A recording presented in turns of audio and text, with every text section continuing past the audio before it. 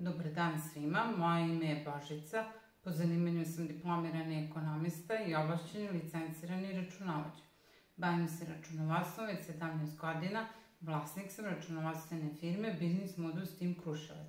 U današnjem videu govorit ću o dve osnovne poslovne forme, a to je preduzetnik i privredno društvo.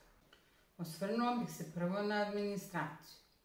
Samo osnivanje preduzetnika je jednostavan i brz proces. Idealno je za sve one koji žele brz start. Preduzetnik ima mogućnost da u toku svog poslovanja privremeno prekine obavljanje delatnosti i da mu se u tom periodu stopiraju sve poreske obaveze. Takođe, preduzetnik ima mogućnost da neko od članova njegove porodice zameni u radu vlasnika, tj. preduzetnika u određenim slučajevima bez zasnivanja radnog odnosa. Napomenula bih i da je procedura brisanja preduzetnika relativno jednostavna i brza, u svega par dana ukoliko su poreske obaveze izmirene. Druga opcija, privredno društvo, idealna je za ozbiljne projekte. Sam proces osnivanja privrednog društva je dosta komplikovaniji i skuplji. Proces gašenja privrednog društva ili likvidacija je složen proces koji dugo traje. Nije jednostavan i brz kao brisanje preduzetnika.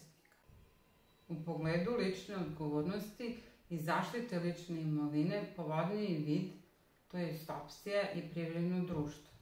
Preduzetnik za sve svoje obaveze odgovara celokupnom ličnom imovinom, dok u privrednom društvu vlasnik odgovara samo do iznosa uloga u privrednom društvu. Što se tiče poreskog tretmana i vođenja knjiga, preduzetnik ima mogućnost izbora. Može odabrati da li će biti paušalno oporezovan ili će voditi knjige po sistemu dvojnog knjigovodstva.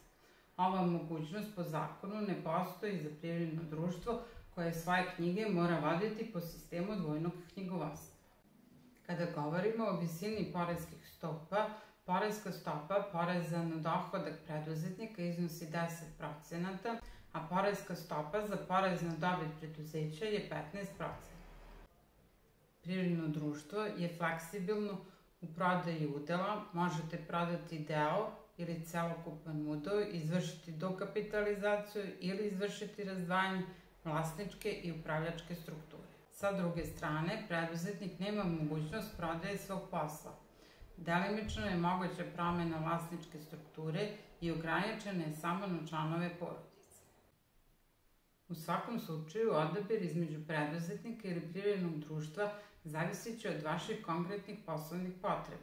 Ukoliko imate dodatnih pitanja ili eventualno nekih nejasnoća, slobodno nas kontaktirajte. Naš tim je tu za vas. Ne zaboravite da lajkujete ovaj video, podelite ga sa prijateljima i zapratite naš kanal za još savjeta. Pozdrav!